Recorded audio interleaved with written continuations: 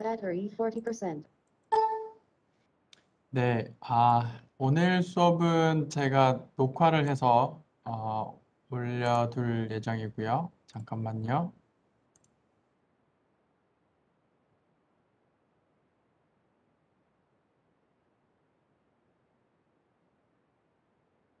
네, 슬라이드가 조금 이제 업데이트가 됐는데, 그거는 제가 수업 끝나자마자 올려두겠습니다. 오늘 수업 이제 레이저 스펙트라스코피로 2차원 소재, 2차원 머티리얼 연구하는 이제 걸 소개하는 이제 마지막 인데요. 지난번에 이야기했던 거를 간단하게 리뷰를 시켜드리자면, 이제 레이저 스펙트라스코피의 계략에 대해서 일단 말씀드렸었고, 그리고 이닐래스틱 프로세스에 대해서 얘기하고 있었는데, 앞서서 이제 일래스틱 옵티컬 프로세스 말씀드렸었고요. 이닐래스틱, 오늘 그리고 또 울트라 패스트 다이내믹 프로세스 보는 것까지 이야기를 하겠습니다.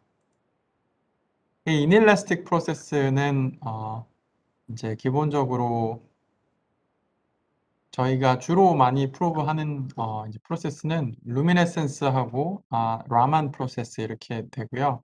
지난번에는 이 루미네센스에 대한 얘기를 많이 했었죠. 이 큰 차이가 루미네센스의 경우에 레이저 파장과 상관없이 방출하는 이미션된 포톤의 에너지가 밴드갭하고 이제 거의 유사한 그런 상태라고 말씀드렸었지만 라만 프로세스의 경우에는 레이저 파장, 레이저 포톤 에너지에 컨스턴트한 에너지만큼 빼고 남은 나머지가 나오기 때문에 여러분들이 레이저 포톤 에너지를 다른 걸 사용을 하면 라만 프로세스를 통해서 나오는 신호, 이 빨간 신호도 따라서 바뀌게 되죠. 그래서 그게 굉장히 큰 차이고요. 루미네센스에 대해서는 뭐 이제 기본적으로 일단 흡수와 발광 프로세스 그리고 이게 다이내믹한 프로세스에서 온다. 그러고 이 원리를 사용을 해서 TMD 모노레이어에 있는 엑시톤 상태를 측정을 하는 얘기까지 굉장히 디테일하게 커버를 했습니다. 이제 이닐래스틱 프로세스 중에서도 이제 라만 프로세스에 대해서 말씀을 드릴 텐데요. 이 라만 프로세스의 경우 이게 빛을 비추게 되면 비춘 포톤 에너지에서 컨스탄트한 에너지를 빼고 남은 에너지가 빛으로 나오는 그런 프로세스입니다. 이 컨스턴트한 에너지가 머티리얼 안에 포논이 되기도 하고 플라리톤이 되기도 하고 매그논이 되기도 하고 플라즈몬이 되기도 하고 그렇습니다. 그러니까 간단하게 레이저를 비추면 그 머티리얼 안에 포논을 하나 만들고 만들고 남은 포톤 에너지가 산란되는 그런 상황을 생각해 볼 수 있겠죠. 근데 이제 티피컬하게 이제 여러분들이 일상생활에서 그런 프로세스를 굉장히 보기 힘든 이유가 이 프로세스가 일어날 확률이 굉장히 작아요. 10의 마이너스 6승 정도입니다. 그러니까 1mW 기준으로 1나노와트 정도밖에 안 일어난다는 거죠. 근데 요즘 이제 레이저도 굉장히 좋아지고 CCD도 좋아져서 이 프로세스를 측정을 잘 할 수 있어요. 이걸 원리가 뭔가 이제 간단하게 설명을 두 가지 방법으로 드릴 수 있는데요. 하나는 세미 클래시컬한 방법입니다. 앞서서 일래스틱 프로세스 설명 드릴 때 옵티컬 리스폰스를 이제 로렌츠 모델로 설명을 했었죠. 기본적으로 레조넌스가 있는 어떤 다이폴이 있을 때 그 다이폴이 내뿜는 그 프리퀀시 일렉트릭 필드를 이제 로렌츠 모델로 했었습니다. 그거를 이제 서셉터빌리티로 잘 나타낼 수 있었다라고 했었고요. 그러니까 결국에 분자가 있고 빛이 들어오면 분자의 다이폴 오실레이션을 유도를 하고 유도된 다이폴이 유도된, 그러니까 오실레이팅한 다이폴이 레디에이션을 하는 그런 프로세스였죠. 거기서 그러니까 오메가를 비추면 분자가 오메가를 레디에이션 하는 이유가 기본적으로 이 P가 이제 뭐 유도된 다이폴 모먼트고요. E가 레이저 전기장, 서셉터빌리티 카이가 있는데 카이가 상수였어요. 원래는 저희가 일라스틱 얘기할 때는. 그러니까 이제 일렉트릭 필드가 익스포넨셜 I 오메가 LT로 진동을 할 때 상수를 곱해서 P가 되니까 P는 시간상의 오메가 L로 진동하는 그냥 물리량이잖아요. 그럼 당연히 거기서 나오는 건 오메가 L에 대한 어떤 프리퀀시를 갖는 파동일 것 같아요. 근데 이제 라만 프로세스는 그러니까 일렉트로닉한 레조넌스 말고 이 다이폴이 가령 오메가 누라는 다른 진동수로 진동하고 있다고 해봅시다. 이 서셉터빌리티는 결국에 이 시스템에서 리스폰스가 되는데 이 시스템의 리스폰스가 기본적으로 얘가 진동을 하고 있으면 구조상의 변화도 있고 해서 이 서셉터빌리티가 분명 이 오메가 누라는 진동에 의한 영향을 받을 것 같아요. 그러니까 이게 분자가 이렇게 찌그러져 있을 때 상태가 레이저 장이 왔을 때 그리고 이게 늘어났을 때 레이저 장이 왔을 때 이 빛에 반응하는 정도, 서셉터빌리티는 분명히 어떤 영향이 있을 것 같아요.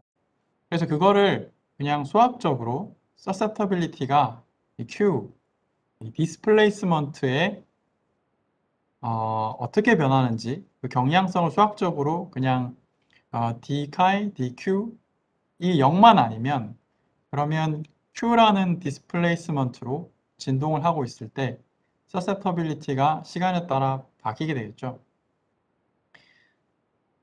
어, 이제 가장 간단하게 쉬운 예시가 이 다이폴이 포논처럼 그러니까 바이브레이션을 레티스 바이브레이션 같이 이런 바이브레이션을 하고 있다면 그러면 거기에 대해서 서셉터빌리티가 변할 거고 이 Q of T가 그러니까 포논 프리퀀시로 진동을 하잖아요. 그래서 이 텀이 이렇게 들어가게 되고 그러면 이제 이 카이 곱하기 전기장을 하게 되면 원래 일라스틱한 이 텀도 있게 되지만 이 두 개를 곱한 텀은 결국에 익스포넨셜 I 오메가 L 플러스 오메가 누 오메가 L 마이너스 오메가 누 지금 세 개의 하모닉한 폴라리제이션이 나오게 됩니다. 이 텀은 일라스틱하게 오메가 L을 레이저 프리퀀시를 그대로 방출할 텐데 이 위의 텀은 레이저 프리퀀시보다 좀 낮은 프리퀀시를 방출하고 밑에 텀은 레이저 프리퀀시보다 약간 높은 프리퀀시를 방출할 겁니다. 이 사람들이 이름을 붙였고요. 그러니까 이 두 개가 인일라스틱한 프로세스죠. 그리고 지금 이 오메가 누가 얘가 별도로 진동하는 모드 때문에 발생하는 건데 뭐 포논이라고 해보죠. 그러면 이제 요거는 에너지가 낮은 프로세스고 요거는 그러니까 포논 에너지만큼 에너지가 높은 포톤 에너지고 그래서 요거를 스톡스 프로세스라고 하고요. 이거를 엔타이 스톡스 프로세스라고 합니다. 그러니까 간단하게 말하자면 한 문장으로 정리하자면 라만 신호가 왜 나오냐면 옵티컬 서셉터빌리티가 레티스 바이브레이션이 있음으로 인해서 모듈레이션 되기 때문에 그 상태에서 빛을 비추게 되면 그러면 레이저 파장 플러스 오메가 누, 레이저 파장 프리퀀시 마이너스 오메가 누가 나온다는 겁니다. 이 세미 클래시컬하게는 그렇게 기술이 됐는데 양자역학적으로는 좀 더 디테일하게 갈 수 있습니다. 일단 셀렉션 룰 같은 requirement를 먼저 보자면 양자역학적으로 라만 프로세스는 이렇게 표현할 수 있을 것 같아요. 오메가 1과 K1을 갖는 포톤이 와서 오메가2와 K2를 갖는 포톤으로 바뀌면서 캐피탈 오메가와 Q의 모멘텀을 갖는 입자를 만들어낸다. 이 프로세스를 이제 생각을 해보면 일단 만족해야 될 게 에너지 컨저베이션과 모멘텀 컨저베이션을 만족해야겠죠. 그래서 포톤의 에너지 차이는 만들어낸 쿼지 파티클 에너지 차이와 같아야 됩니다. 그래서 오메가1 마이너스 오메가2가 만들어낸 이게 될 텐데요. 만약에 오메가1이 오메가2보다 더 크다라고 하면 포톤 입장에서는 에너지를 잃었겠죠. 그 잃은 에너지는 포논을 만드는 데 사용을 했을 겁니다. 그래서 포논을 이미션 혹은 크리에이션을 한 거고요. 그러니까 그게 스톡스 모드겠죠. 포논 입장에서 에너지를 잃었으니까요. 그러고 반대로 이 인시던트 포톤 에너지가 아웃고잉 포톤 에너지보다 작다라고 하면 에너지를 이제 얻은 거잖아요. 그럼 그 얻은 에너지는 원래 머티리얼 안에 있던 포논이 하나 없어지면서 포톤의 에너지를 보태해 준 겁니다. 그래서 이게 엔티스톡스 모드가 되겠고요. 이제 얘는 뭐 이해가 하기 쉬운데 이제 모멘텀 컨저베이션 파트가 결국에 K1-K2가 Q가 이번에도 마찬가지 돼야 되는데요. 여기서 한 가지 항상 이제 빛 포톤과 머티리얼의 인터랙션을 생각을 할 때 빛이 갖는 특히 가시광선 영역대에 빛이 갖는 K1과 K2는 그 머티리얼 안에 있는 전자 혹은 아톰의 Q하고 비교했을 때 어마어마하게 작습니다. 그러니까 이 Q, K 이게 결국에 뭐 일렉트론의 웨이브가 됐든 빛의 일렉트로마그네틱 필드의 웨이브가 됐든 아토믹 디스플레이스먼트 웨이브가 됐든 이건 다 스페이셜 피리오디스티를 알려주는 물리량이잖아요.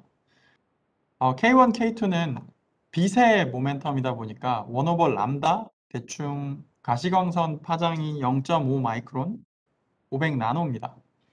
근데 보통 Q, 포논 얘기할 때는 아토믹 디스플레이스먼트의 스페이셜 피리오디스티를 얘기하잖아요. 그러면 피리어드가 훨씬 더 촘촘한 어떤 웨이브에 대한 얘기를 할 가능성이 훨씬 높겠죠.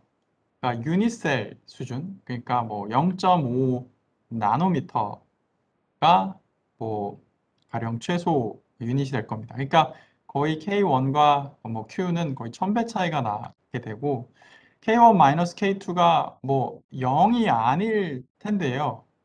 그러니까 어떤 수치가 있을 텐데요. 근데 이게 너무 작아서 무의미하다. 그러니까 포논 디스퍼전을 놓고 봤을 때 거의 Q 이꼴 0인 상태, 0인 포논 스테이트가 이 원 포논 라만 모드 프로세스에 참여를 하게 됩니다. 한마디로 가마 포인트에 있는 그러니까 포논 디스퍼전을 봤을 때 가마 포인트에 있는 포논이 라만 프로세스에 참여를 하는 거죠.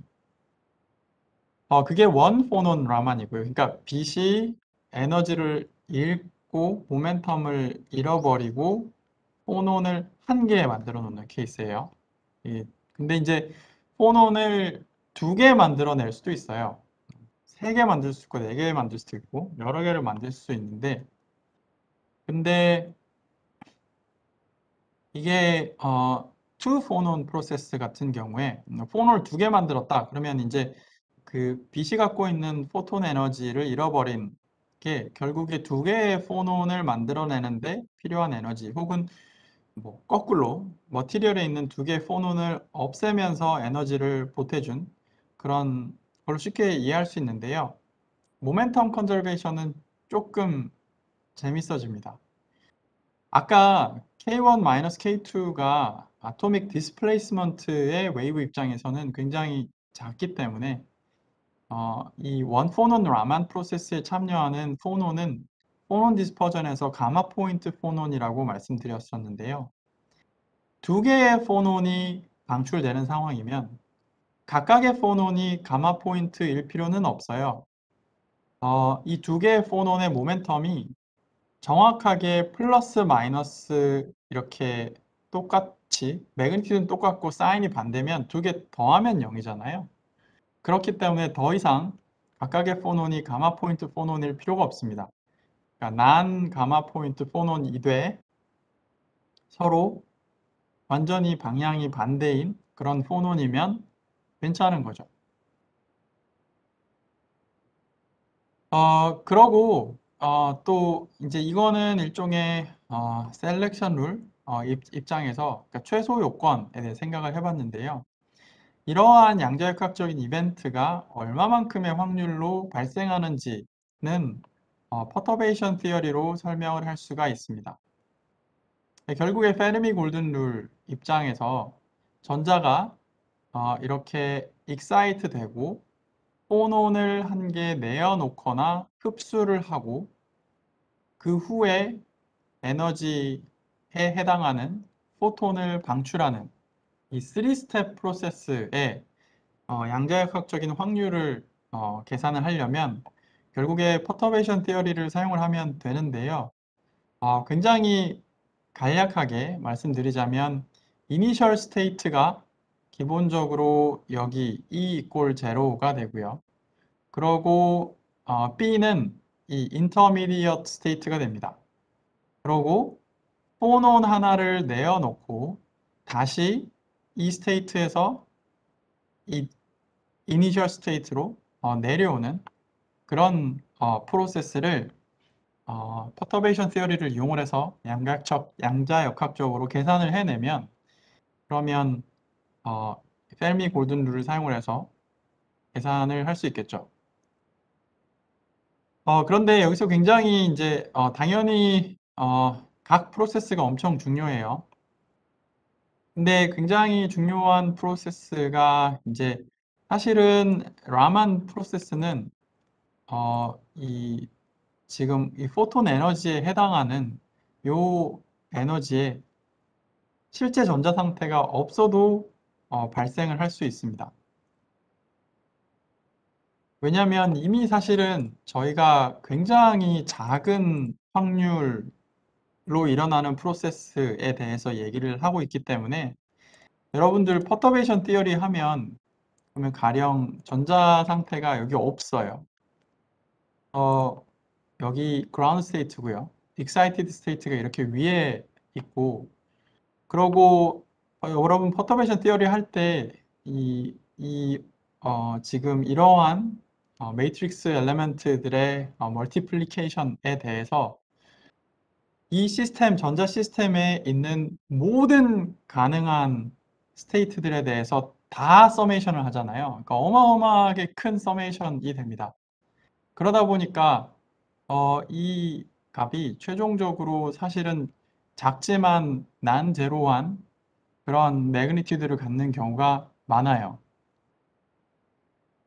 근데 이게 만약에 전자 상태가 가까이 있게 되면, 특히 겹치게 되면, 그러면 이러한 전자의 프로세스는 굉장히 일어날 확률이 인핸스 되게 되는데요. 가령 전자 구조가 미안합니다. 밴드 갭이, 아이고, 이게 아닌데. 정확하게 너무 여기 갖다 버려가지고. 잠깐만요.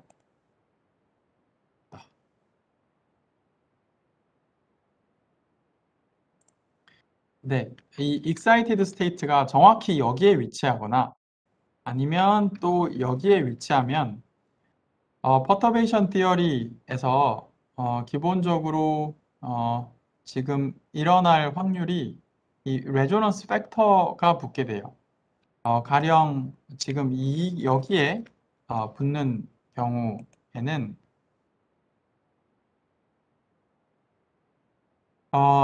지금 이니셜 스테이트에서 excited 스테이트로 I에서 B로 가는 트랜지션이고 여러분들 퍼터베이션 티어리 리마인드 해보면 분모에 이런 텀이 붙어 있잖아요.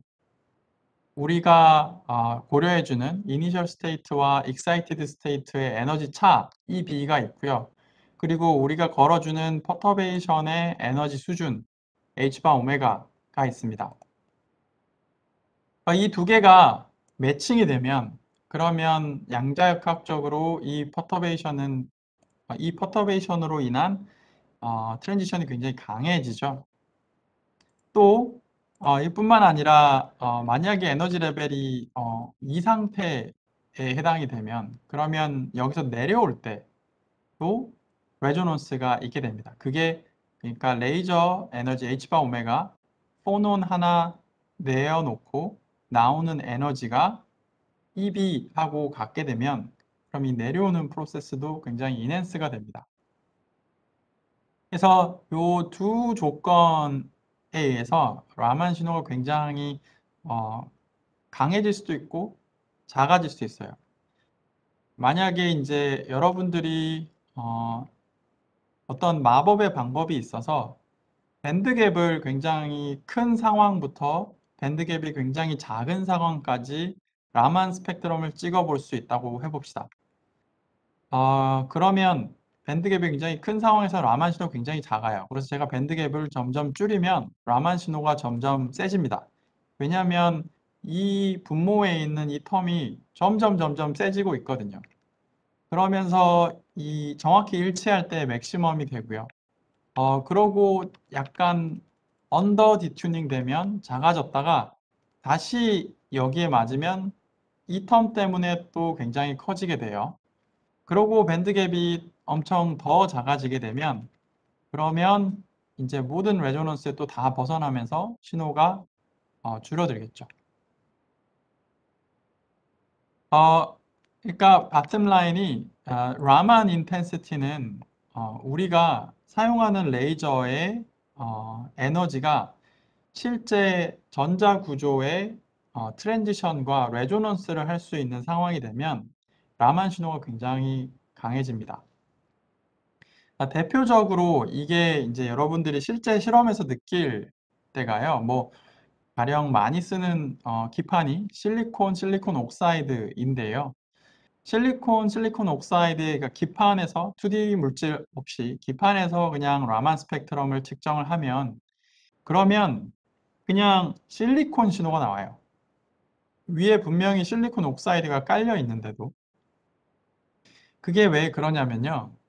여러분들이 쓰는 라만의 레이저는 실리콘 밴드갭보다는 훨씬 더 큽니다. 그러니까 실리콘의 인터밴드 트랜지션에 해당하는 흡수는 항상 있을 수 있어요. 그러니까 이런 레조넌스 조건을 만족시킬 수 있는 밸런스 밴드와 컨덕션 밴드 스테이트가 항상 잘 있습니다. 근데 실리콘 옥사이드 같은 경우에는 밴드갭이 9eV 정도여서 여러분들이 쓰는 레이저가 대충 2 일렉트론 볼트인 반면에 실리콘 밴드갭은 거의 9 일렉트론 볼트예요. 그러니까 굉장히 언더 레조넌스 상황에서, 그러니까 난 레조넌트한 상황에서 라만을 찍게 됩니다. 그러니까 당연히 실리콘 옥사이드 신호는 거의 레조넌스를 일단 기대할 수는 없게 되겠죠. 정말 센 파워로 잘 찍으면 나올 수도 있는데요. 잘 안 나오게 됩니다. 네. 혹시 질문이 있으면 언제든지 질문해 주세요. 네. 그래서 이제 그 세미 클래시컬한 설명, 그리고 퀀텀 미케니컬하게 셀렉션 룰이 어떻게 되는지, 이제 이 경우에서는 이제 가장 간단한 에너지 컨저베이션, 모멘텀 컨저베이션만 생각을 한 거고요. 그리고 셀렉션 룰은 만족하는데 그러면 이제 다른 어떤 인텐시티를 결정하는 다른 요소는 뭔가라고 하면 또 이 레조넌스 효과가 있습니다. 실제 데이터를 조금 보겠습니다. 절메니움 같은 경우에 라만 스펙트럼을 찍으면 이렇게 나와요. 그러니까 X축은 이 에너지인데요. 그러니까 frequency 1/cm 에너지 단위입니다. 그러니까 파장의 역수로 그냥 플롯을 했어요.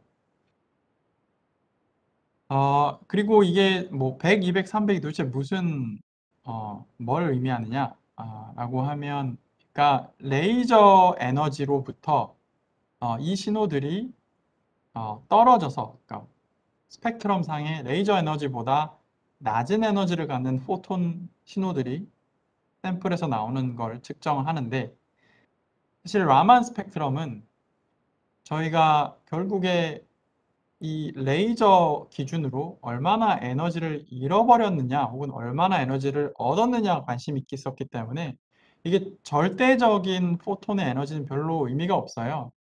그래서 레이저 기준으로 얘가 얼마나 에너지상 떨어져 있는지 빼서 델타만 기록을 합니다.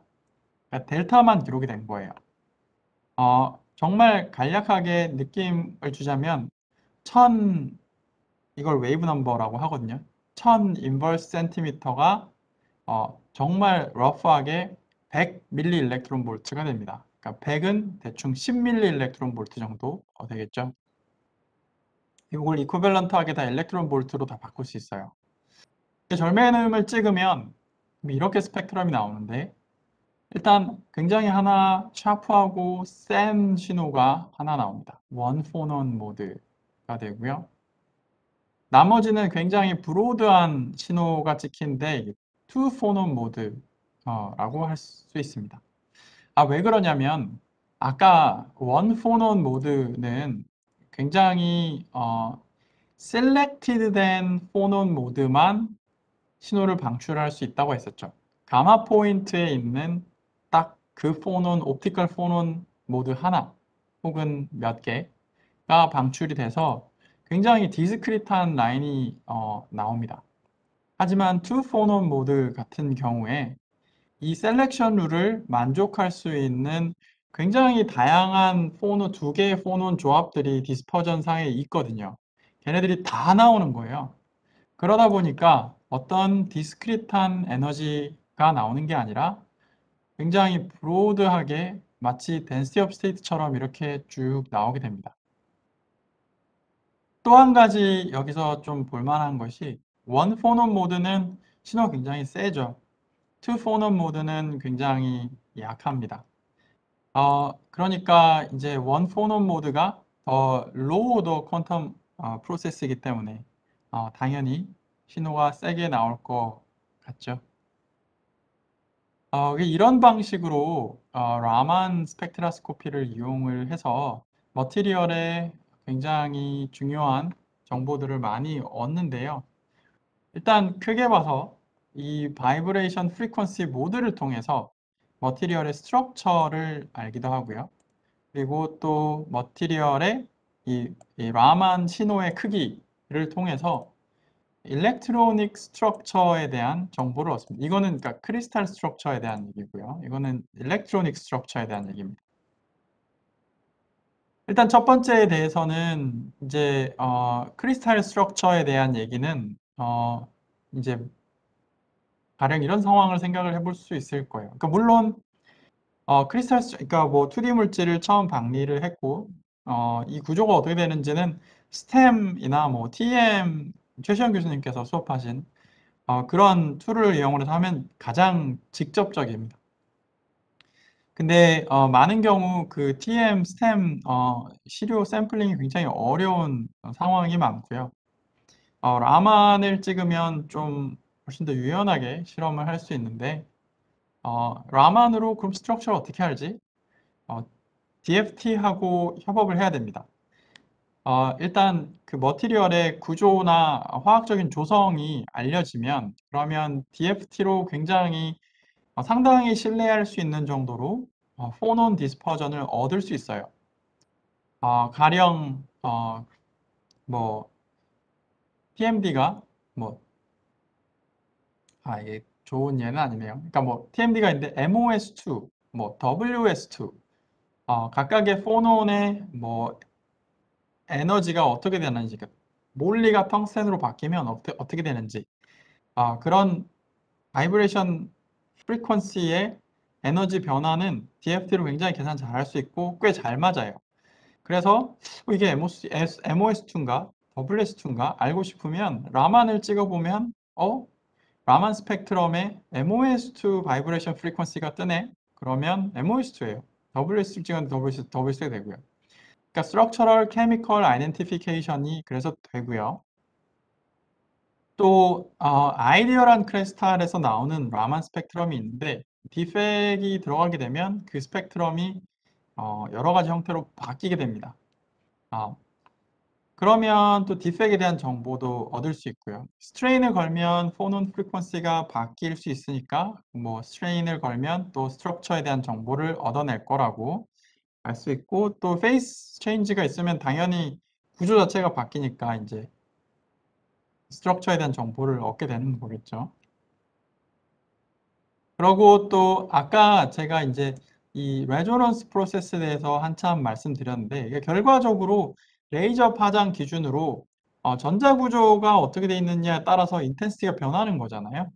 그러니까 거꾸로 전자구조가 정해져 있고 여러분이 레이저 파장을 컨티뉴어스하게 굉장히 촘촘하게 바꿀 수 있으면 레이저 파장이 전자구조에 딱 맞을 때 라만 신호가 훅 커져요.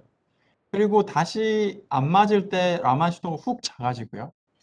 그러한 경향을 측정하면 그거를 라만 스펙트라스코피가 아니라 라만 익사이테이션 스펙트라스코피라고 합니다. 레이저 파장을 바꾸는 거거든요. 그러면 이제 일렉트로닉 스트럭처가 어떻게 돼 있는지 맵아웃 할 수 있어요. 그래서 일단 제가 이 부분은 좀 설명드릴 수 있는데요. 이 부분은 시간 관계상 가능하면 제가 설명을 더 드리도록 하겠습니다. 오늘 펌프 프로브까지 얘기를 해야 돼서 일단 이 부분을 잘 설명드릴게요. 자, 그래핀을 예로 들면요. 그래핀은 일단 전자 구조는 이렇게 컨덕션 밴드와 밸런스 밴드가 모멘텀 스페이스에서 이렇게 6포인트에서 만나고 있습니다. K와 마이너스 K 포인트의 디락 콘이 이니큐밸런트하게 이렇게 있죠. 토너는요. 요게 이제 에너지가 대충 1150에서 1700까지 확대해 놓은 그런 디스퍼전인데 가마 MK 가마에 대해서 이렇게 쭉 모멘텀 스페이스에서 그린 겁니다. 라만을 측정을 하면 그러면 가마 포인트 신호가 일단 원포넌 셀렉션 룰에 의해 나온다라고 했으니까 라만을 찍으면 아마 1580쯤에 픽이 하나 뜰 것 같다라고 생각을 할 수 있어요. 그리고 나머지 신호는 안 보이겠네요. 신호를 그래핀에 대해서 측정을 하면 실제로 이렇게 1580쯤에 라만 픽이 하나 뜹니다. 이 포논 픽이 포논 디스퍼전에서 가마 포인트 이 모드에 해당이 돼요. 근데 이제 흥미로운 게 2700에도 하나가 떠 있죠. 근데 이 포논 디스퍼전을 보면 일단 가마 포인트에는 이게 제일 높은 레조넌스 모드입니다. 그러니까 이 이상은 사실 원 포논 프로세스로 제너레이션이 그러니까 라만 픽이 뜰 수가 없어요. 투 포논 프로세스로 넘어가야 되고요. 투 포논 프로세스라고 하면 그러면 이게 2700이니까 포논 두 개의 에너지 그러니까 에너지는 같은데 모멘텀은 반대 방향인 포논 두 개가 합쳤다 그러면 2700의 절반 1350 그러면 디스퍼전을 보면 1350쯤에 해당하는 위치에 이런 포논 모드들이 있네요. 그래서 K포인트에 굉장히 가까운 포논 모드들이 플러스 K, 마이너스 K 갖는 모멘텀 근데 프리퀀시는 1350쯤 이 두 개가 동시에 방출되면서 나오는 신호가 바로 이 신호입니다. 근데 여러분들 일단 그러면 이게 훨씬 더 그러니까 이거는 포논 하나 방출되는 거고 얘는 포논 두 개 방출되는 거니까 이게 굉장히 약한 프로세스일 것 같은데 왜 이렇게 센가요? 그러니까 이 싱글 포논 프로세스보다 훨씬 더 세게 나왔잖아요. 이게 왜 그러냐면 그래핀의 굉장히 독특한 전자 구조 때문입니다. 이 K포인트와 마이너스 K포인트에 이런 디라콘이 있는데요. 레이저를 일단 비춰서 그래핀의 모멘텀 스페이스에서 전자가 어떤 상태를 거쳐서 라만 신호를 방출하는가라고 해보면 일단 일렉트론이 밸런스 밴드에서 컨덕션 밴드 이렇게 올라갈 수가 있습니다. 그런데 지금 전자가 이 K포인트 폰온을 이용을 해서 이쪽 포인트로 넘어갈 수 있어요. 그러면서 폰온을 하나 발생을 하고요. 그러고 포톤을 발생을 하고 그 다음에 이쪽으로 원래대로 돌아오면서 폰온을 반대 방향으로 발생을 하나 할 수 있습니다. 그러니까 넷 이펙트를 보면 폰온을 두 개 방출을 했는데요. 에너지는 같고, 그러니까 이 수직 방향으로 떨어진 크기는 같고, 다만 반대 방향으로 이쪽으로 갔다, 이쪽으로 갔다 두 개 합쳐서 0이 되되 폰온 에너지는 지금 2 폰온 프로세스가 된 거죠. 이 빨간색 요 빛을 우리가 여기서 측정하는 거고요. 지금 이 프로세스는 사실 짝대기 수가 훨씬 많아요. 그러니까 싱글 폰온 프로세스는 그냥 이렇게 올라갔다가 폰온 하나 내어놓고 다시 떨어지는 프로세스입니다. 근데 여기서는 하나, 둘, 셋, 넷 이렇게 되잖아요. 그러니까 오더가 더 높은 프로세스인데도 불구하고 신호가 세게 나오는 이유는 양자역학적으로 모든 지금 이벤트의 끝마다 리얼 스테이트가 다 자리 잡고 있습니다. 전부 다 레조넌스 프로세스예요. 그래서 근데 여기 같은 경우에는 올라갈 때는 레조넌스더라도 떨어지고는 레조넌스 프로세스가 아니잖아요. 그러니까 이게 더 하이어 오더 프로세스임에도 불구하고 신호가 상당히 센 편입니다. 근데 여러분들 이제 바로 그러면 이 밴드 구조가 좀 이렇게 짜부러지거나 이렇게 뒤틀리게 되면 그러면 이제 이 폰온이 가야 될 거리가 멀어지게 되니까요. 디스퍼전에서 다른 큐에 폰온이 찍히고 이 디스퍼전 따라서 에너지가 바뀌겠네 이렇게 생각을 할 수 있겠죠.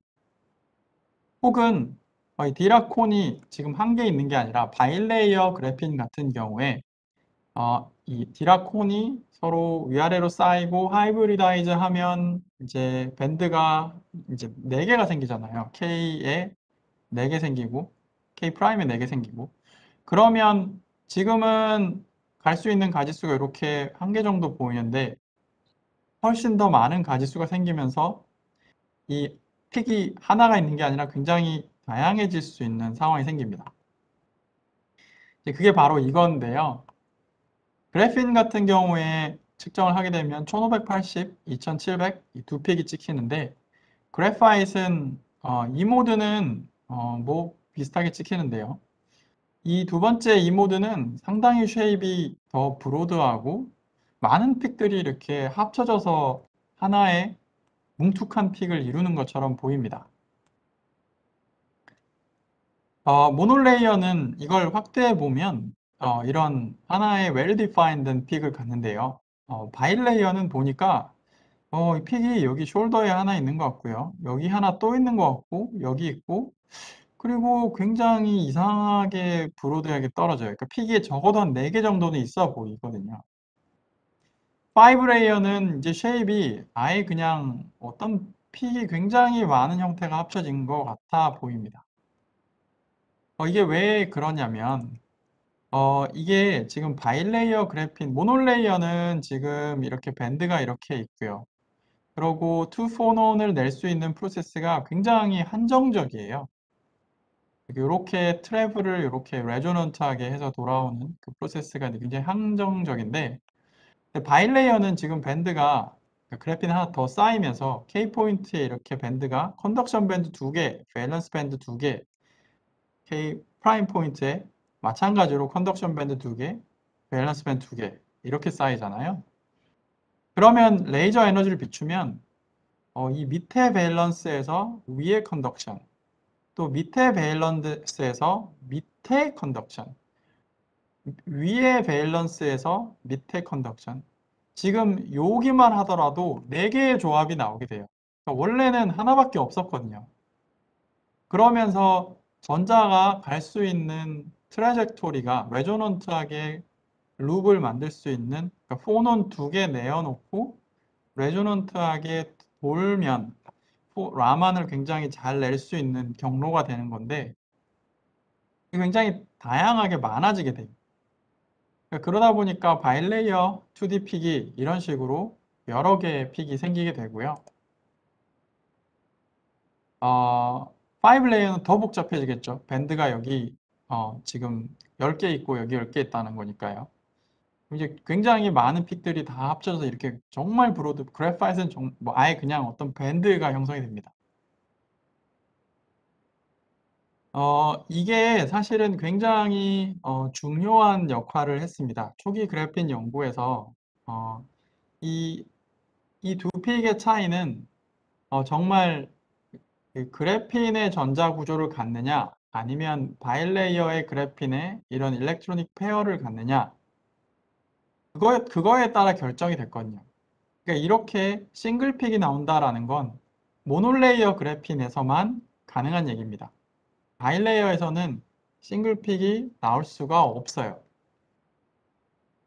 그러니까 초창기에 사람들이 이런 스카치 테이프로 뜯어서 원자 한 층짜리 샘플을 만든다는 것 자체가 굉장히 생소했었고요.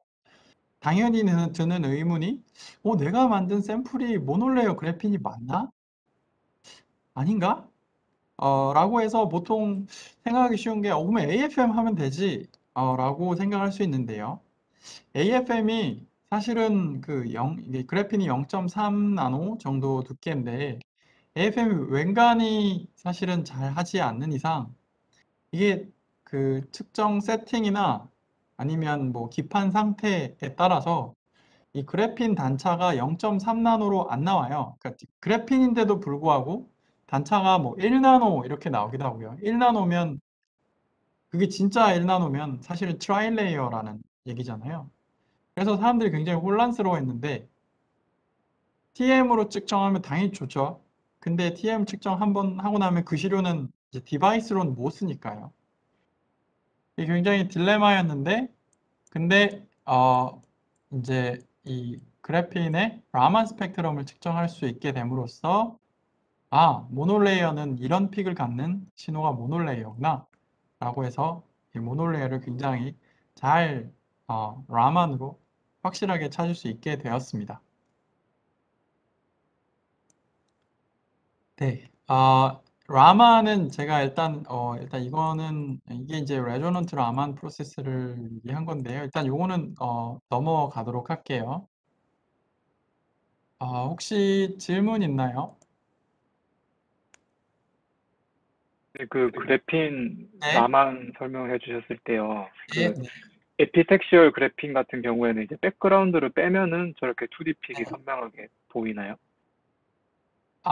에피텍시얼 그래핀 같은 경우에 미안해요. 그러니까 에피텍시얼 샘플 같은 경우에 뭘 말하는 거죠? 그러니까 실리콘 옥사이드에 전사를 하면 그냥 이런 좋은 잘 합성이 된 거는 이렇게 나올 텐데요. 그러니까 예를 들어서 실리콘 카바이드에서 음, 자란 뭐 음, 그래핀 음. 같은 경우에는 이제 버퍼 레이어가 있고 네, 버퍼 네, 레이어 네, 위에 이제 모노 레이어가 뜰 건데 그런 거 네, 같은 경우에 실리콘 네. 카바이드 픽을 항상 백그라운드에서 뭐 빼줘야 된다 뭐 이렇게 전 알고 맞아요. 있었는데 맞아요, 맞아요, 맞아요, 맞아요.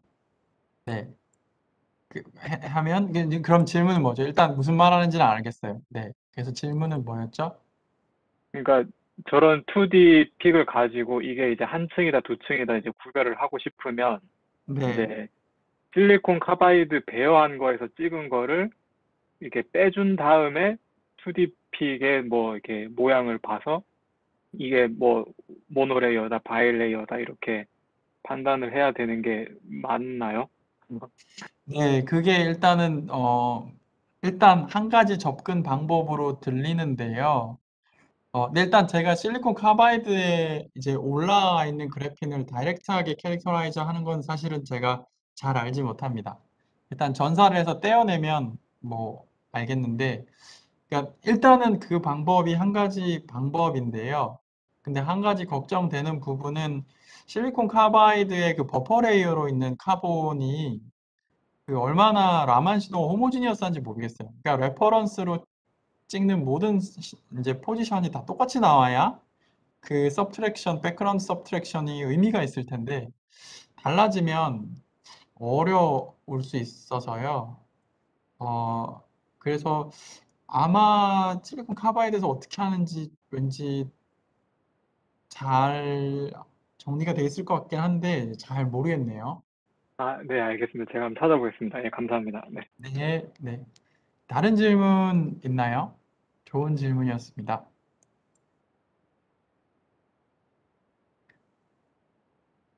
아, 네. 잠깐만요. 인터칼레이, 잠깐만요. 채팅. 인터칼레. 인터칼레이션을 할 경우에 라만 DFT를 인터칼레이 구조를 했는데, 아, 인터칼레이션은 좀 얘기가 다른 것 같아요. 그러니까 일단은 인터칼레이션을 하게 되면 사실은 그러니까 DFT가 좀 실험하고 그러니까 사실 실험이 DFT하고 안 맞을 수 있는 상황이 되는 게 그 결정 구조 레티스 파라메터 관련해서 이게 오차가 상당히 있는 경우에는 그 인터레이어 모드 같은 경우에 잘 안 맞아요. 그러니까 그냥 싱글 크리스탈 같은 경우에는 사실 실제 여러분들이 실험하는 레티스의 레티스 파라메터하고 DFT의 레티스 파라메터하고 그렇게 다르지 않을 텐데요. 근데 인터칼레이션을 하게 되면 물론 여러분들이 인터칼레이션을 해서 정확하게 얼마나 인터칼레이션이 되는지 알고 있고 또 레티스가 인터레이어 디스턴스가 얼마인지 정확하게 알고 있으면 그거를 기준으로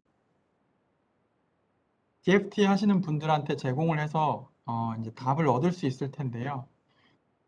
근데 실험상 여러분이 측정하는 샘플의 인터칼레이션이 정확하게 모를 수도 있고요. 그러다 보니까 DFT하고 그런 인터레이어 관련된 모듈을 생각할 때는 좀 문제가 생길 수 있을 것 같습니다. 답이 됐을까요? 아, 네. 네, 다들 왜 얼굴을 안 보여주고, 예, 이병준 학생이 질문을 했는데, 잠깐만요.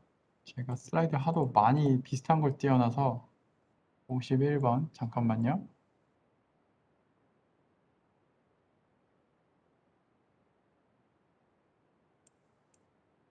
제요, 슬라이드 3번, 잠깐만요.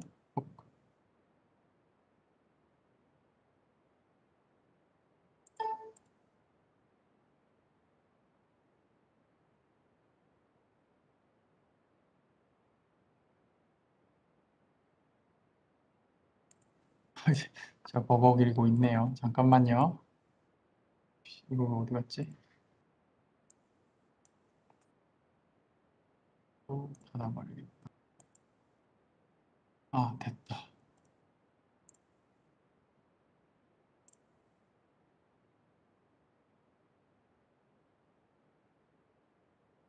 됐네요. 예, 51번.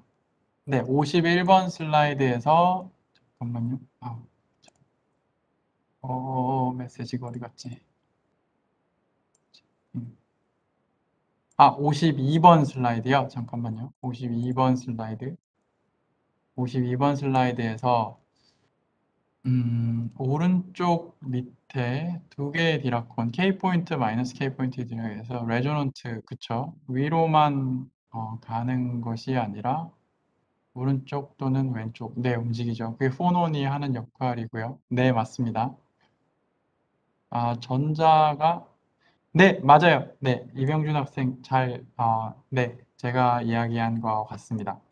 그러니까 일렉트론이 컨덕션 밴드로 올라가고 폰온을 하나 내어 놓으면서 K 포인트로 가게 되고요. 그러니까 그러니까 뭐 플러스 K만큼 갔다고 하면 그러면 이제 거기에 해당하는 폰온이 발생됐을 거고 일렉트론이 내려오고 그리고 폰온하고 인터랙션 하면서 일렉트론의 모멘텀이 바뀐 상황입니다.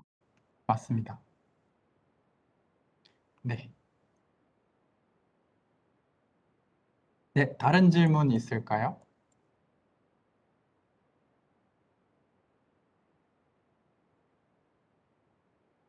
음, 네, 그러면 네, 울트라 패스트로 제가 넘어가도록 하겠습니다.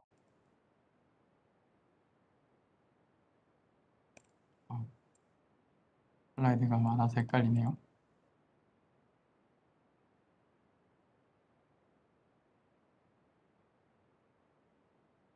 네, 그러면 이제부터는 다이내믹스에 대한 얘기를 좀 해보겠습니다.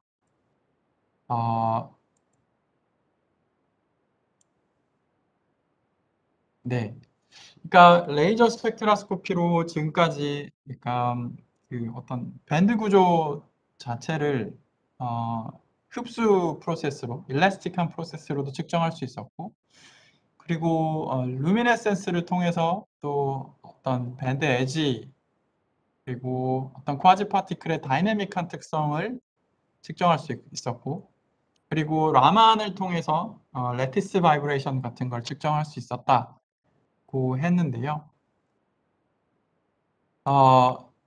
근데 이제 루미네센스는 사실은 인다이렉트하게 일단 결과만 받는 겁니다. 그러니까 일렉트론이 이제 다이렉트 밴드갭 세미컨덕터 익사이트 됐고 빛에 의해서 그리고 일렉트론 홀들이 빛을 방출하는데 어떤 애들은 빛을 방출을 잘했을 거고 어떤 애들은 디펙에 트랩돼서 빛을 방출을 못했을 거고요. 그래서 싱크에 담아놓은 물이 이렇게 쭉 일렉트론이 쭉 빠졌을 텐데 저희는 그러니까 밑에 뭐 양동이 같은 거 두고 빛을 방출하는 구멍으로 빠진 물의 양이 얼마인지만 보는 게 이제 형광 스펙트럼을 찍은 결과물이 됩니다.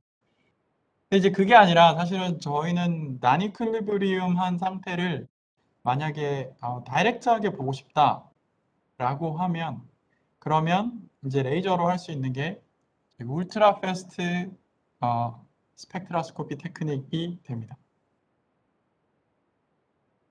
굉장히 중요하고요.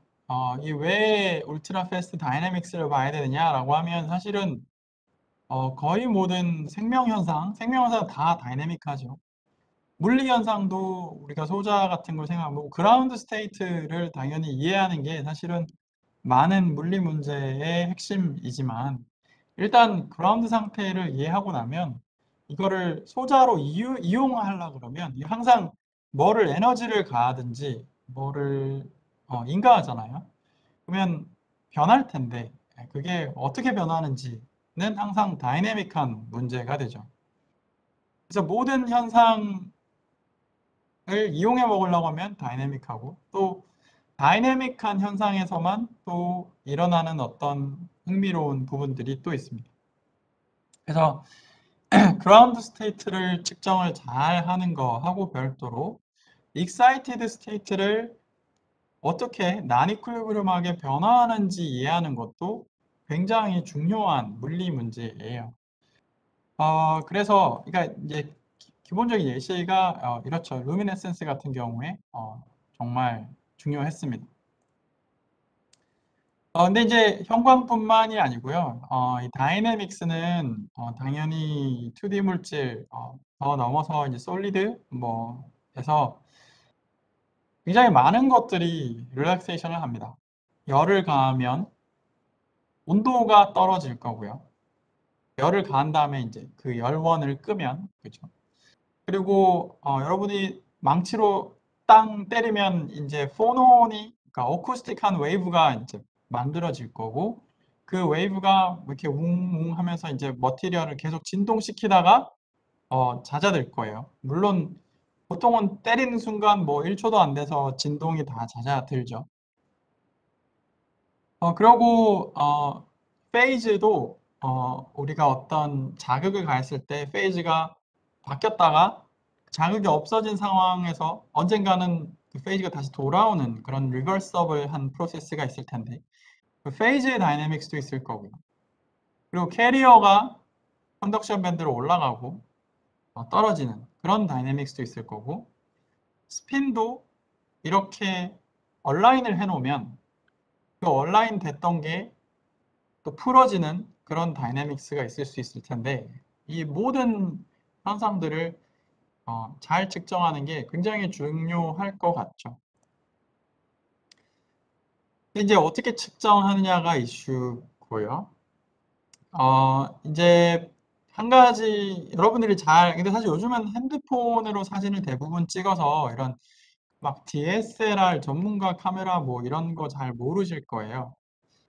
근데 그러니까 그 여러분이 그러니까 어떤 현상을 측정한다는 걸 사진을 찍는 거로 비유를 하면 그러면 이제 좀 간단해지는데요.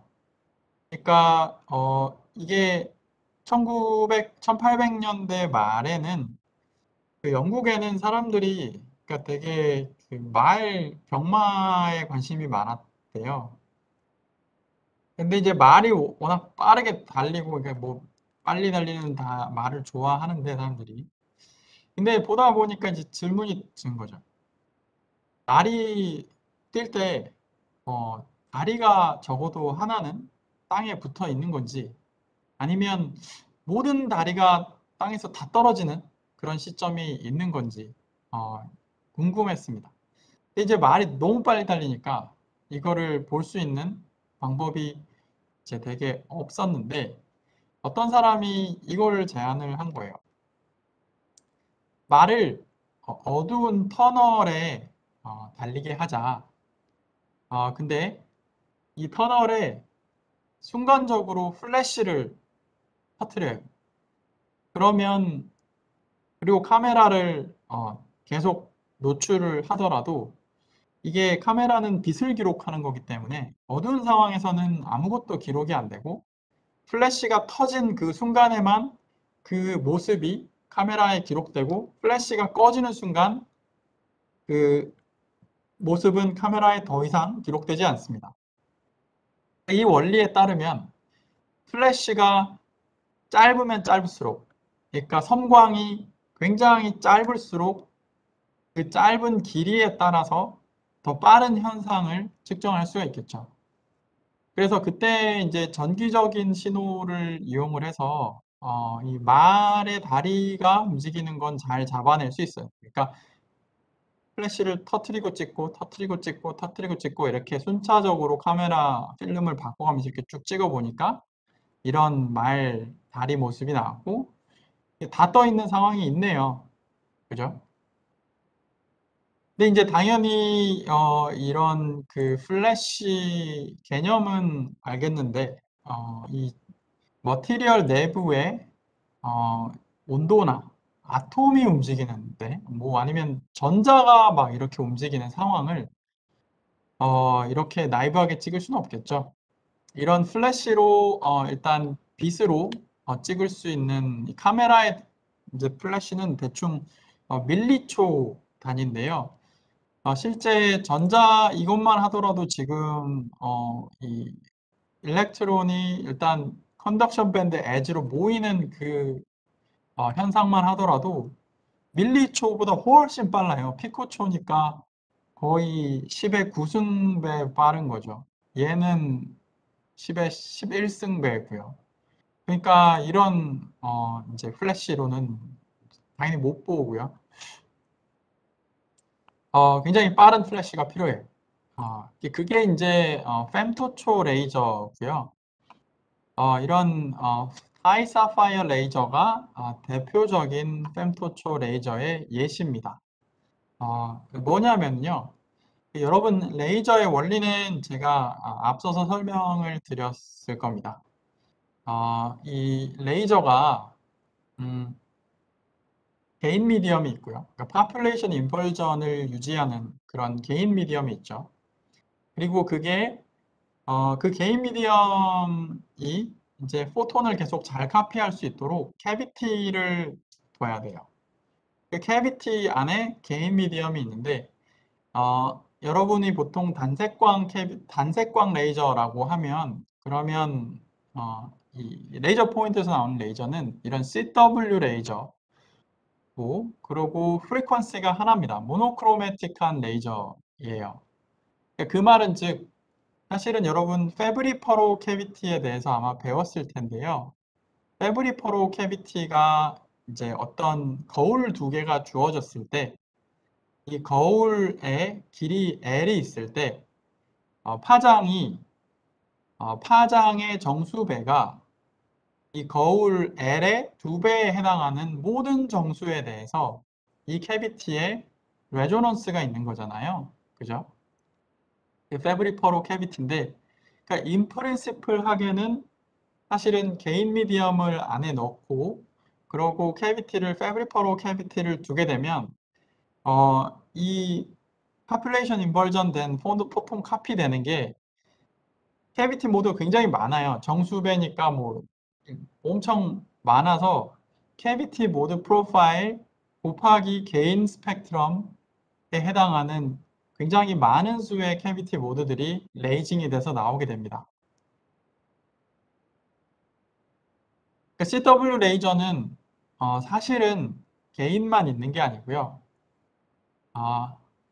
로스도 있어요. 그래서 일부러 로스를 잘 디자인을 해서 우리가 원하는 캐비티 모드 하나, 딱 모노크로매틱한 프리퀀시 하나만 나오도록 개인 스펙트럼하고 로스 스펙트럼을 디자인을 굉장히 잘 해서 그래서 하나만 증폭되도록 만든 게 여러분들의 레이저 포인터 레이저입니다. 근데 그게 아니라 여러 개의 모드가 증폭이 될 수 있도록 캐비티를 잘 디자인하고 로스를 줄였다고 합시다. 그러면 이게 첫 번째 수업 때 아마 제가 어떤 학생이 질문했던 걸로 기억하는데요. 두 개의 프리퀀시가 합쳐지면 그러면 이 두 개의 웨이브 둘 다 프리퀀시가 약간 달라요. 그러면 이 파동이 합쳐지면 맥놀이가 일어나잖아요. 웅, 웅, 웅 이런 식으로 이렇게 계속 음의 높낮이가 생기게 되고요. 맥놀이가 파동이 두 개 합쳤을 때 맥놀이에 대해서 아마 뭐 풀어봤을 거고 뭐 배웠을 텐데요. 일반적으로 그 프리퀀시들을 계속 더하면 이렇게 웅 하고 이 커지는 이 소리의 이 듀레이션이라고 할까요? width가 점점 좁아져요. 그러니까 이 맥놀이에 참여하는 모드의 개수가 늘어나면 늘어날수록 푸리에 트랜스폼으로 생각을 할 수 있는데요. 모드가 늘어나면 늘어날수록 펄스 듀레이션은 점점 샤프해지기 시작합니다. 그러니까 femtosecond 레이저 같은 경우에 이 캐비티 안에 프리퀀시가 다른 서로 다른 굉장히 많은 캐비티 모드들이 전부 다 레이징을 하고 다 인페이즈가 돼서 이런 맥놀이 후에 펄스를 만들어내는 거죠. 그게 거의 femtosecond 수준입니다. 레이저 기술이 굉장히 발전해서요. 이게 거의 femtosecond 수준까지 펄스를 만들어낼 수가 있어요. 이 femtosecond 펄스가 얼마나 좋냐면요. 일단 특징이 굉장히 빠릅니다. 어마어마하게 빨라요. 그러니까 감이 잘 안 오는데요. 1나노초 동안 빛이 갈 수 있는 거리는 30cm예요. 1피코초 같은 경우에는 300 마이크로미터밖에 안 되고요. 1fem토 같은 경우에는 그러면 300 나노미터가 되겠죠. 그러니까 1fem토는 더 짧은 거리밖에 못 가게 되고요. 그러니까 사실 빛이 엄청 빨리 가는 것 같지만 이런 타임 스케일까지 내려가게 되면 빛조차도 얼마 진행을 하지 못하는 그런 상황이 되고, 우리가 이거를 그러면 머티리얼의 어떤 순간을 포착하는 데 사용한다 그러면 사실 결국에 내가 관심 있는 다이내믹스의 타임 스케일이 내 플래시보다 길어야 돼요. 그러니까 내 플래시가 내가 관심 있는 현상보다 더 빨라야 됩니다. 그래야 사진을 찍었을 때 찍히겠죠. 가령 아톰이 머티리얼에서 바이브레이션을 하는 상황을 생각하면 물론 어떤 물질의 바이브레이션을 얘기하느냐에 따라서 포논 프리퀀시도 다르고 뭐 그래서 아톰의 어떤 옵티컬 포논이 한 번 이렇게 움직이는데 걸리는 시간이 약간은 다 다르지만 대략적으로 1피코초 정도 걸린다고 생각하면 크게 틀리지 않습니다. 그러니까 그래핀의 카본이 한 번 이렇게 일렁일렁 하는데 뭐 1피코초 정도 걸린다고 굉장히 대충 계산하면 생각할 수 있습니다. 근데 이제 수백 fem토가 되면 그러면 그 일렁이는 거를 굉장히 잘 포착을 할 수 있겠죠. 굉장히 짧아서. 그래서 fem토초 레이저는 일렉트론이 움직이는 것, 그리고 심지어 레티스가 바이브레이션 하는 것조차도 포착을 잘 할 수 있습니다. 그리고 또 한 가지는 이게 에너지를 굉장히 응축하다 보니까 이 펄스가 있는 순간은 굉장히 인텐시티가 높습니다. 파워가 높아요. 이거를 이렇게 티피컬하게 레이저 1mJ 정도 낼 수 있고요. 그리고 그게 100fem토 정도 되는 펄스 안에 갇혀 있다고 하면 계산할 수 있죠.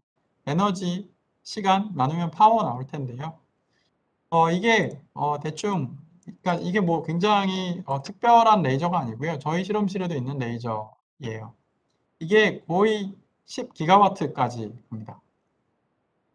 이 10기가와트가 얼마나 높냐면 원자력 발전소에서 계속 물론 거기는 이제 컨티뉴어스하게 기가와트가 나오는 거긴 한데요. 근데 원자력 발전소에서 계속 컨티뉴어스하게 나오는 파워 수준이 3기가와트 정도예요. 그러니까 원자력 발전소 하나 전체에서 나오는. 근데 이제 fem토초 레이저는 물론 100fem토라는 정말 짧은 순간만 이런 파워를 낼 수 있긴 하지만 적어도 그 순간만큼은 어마어마한 에너지가 머티리얼에 들어가는 상황이 되고 그걸 이용을 해서 머티리얼을 굉장히 익스트림한 상황에 놓고 이게 어떻게 작동하는지 이렇게 실험을 할 수 있는 거죠. 그 대표적인 예가 사실은 그 내셔널 이그니션 센터라고요. 로렌스 리버모어 레보레토리에 있는데요.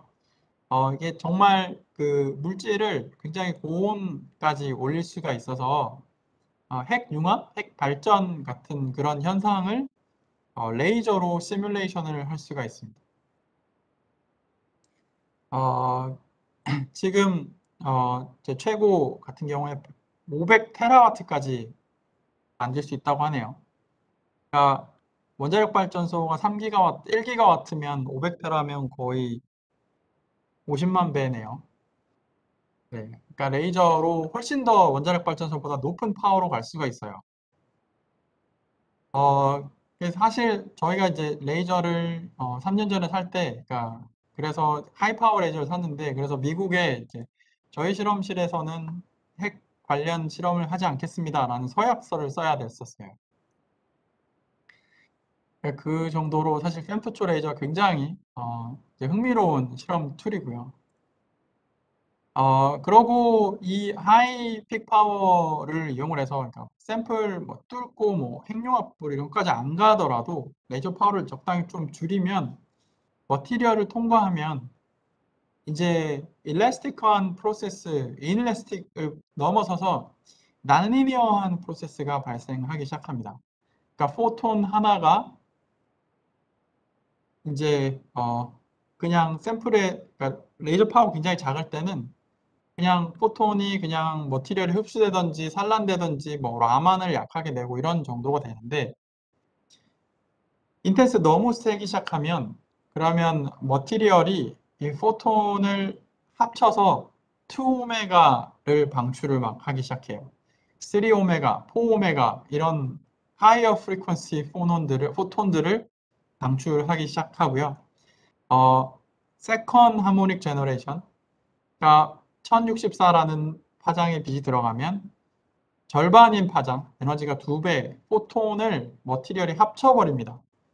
한 개, 두 개 들어오면 얘를 합쳐서 에너지가 2배인 포톤 하나를 방출하는 그런 프로세스가 시작이 돼요. 그걸 세컨 하모닉 제너레이션이라고 합니다. 근데 이제 이 그냥 2배로 합치는 것뿐만이 아니라 굉장히 그걸 다양하게 해서 컨티뉴어스하게 빛을 방출할 수 있고요.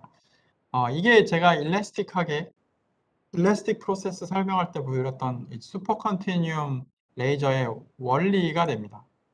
그러니까 빛의 파장을 굉장히 자유롭게 바꿀 수 있게 되는 거죠.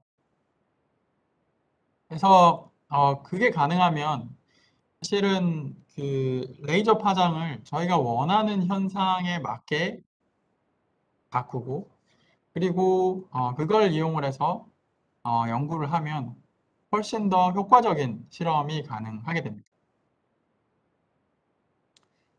자, 그래서 일단 fem토초 레이저가 어떻게 작동하고 그러고 이 장점이 뭔지에 대해서 봤는데요. 근데 그럼 이제 이걸 이용해서 실제 실험한 예제 같은 것들을 보여드리면 일단 이 플래시를 사용할 수 있는 방법은 두 가지입니다. 첫 번째는요, 플래시로 머티리얼을 익사이트하고 가령 형광 같은 경우가 해당이 되는데요. 일종의 플래시가 델타 펑션으로 생각을 할 수 있어요. 다이렉트 밴드갭 세미컨덕터가 있다고 할 때 플래시를 비추면 일렉트론 홀이 순식간에 델타 펑션의 타입으로 익사이테이션이 컨덕션 밴드로 훅 되고 그 다음에 그게 릴렉세이션을 하겠죠. 그 개형이 익사이테이션은 훅 되고 캐리어가 델타 펑션은 훅 생기고 스텝 펑션처럼 딱 생기고 근데 이제 점점 파퓰레이션이 떨어지잖아요. 그 떨어지는 개형을 이제 형광의 형태로 볼 수 있어요. 그러니까 다이렉트 밴드갭 세미컨덕터면 일부는 빛을 안 내고 떨어질 텐데 일부는 빛을 내면서 떨어질 거거든요. 그러면 이게 빛을 내는 걸 시간에 따라 형광 신호가 변하는 걸 우리가 모니터할 수만 있으면 그러면 일렉트론이 릴렉세이션 하는 그런 현상을 측정을 할 수 있는 게 됩니다. 근데 이제 그러려면 굉장히 빠른 카메라가 있어야 돼요.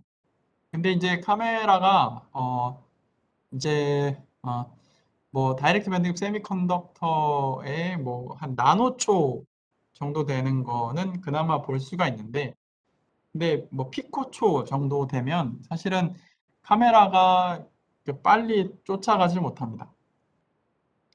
그래서 이제 굉장히 특수한 형태의 카메라를 사용하게 되는데요. 그게 이제 여기 스트릭 카메라라는 겁니다. 그 일렉트론 테크놀로지를 사용하는데요. 이렇게 우리가 펄스를 때려서 머티리얼의 형광이 번쩍하고 시간에 따라서 잦아들면 그럼 이 번쩍하고 시간에 따라 잦아드는 이 비대 트레인이 앞으로 진행하고 있다라고 생각을 해보죠. 그러니까 번쩍하고 그 다음에 어두워진 여기 시료가 있겠죠. 시료가 번쩍하고 그 다음에 점점 어두워진 이 포톤의 기차가 이렇게 쫙 지나갈 텐데요.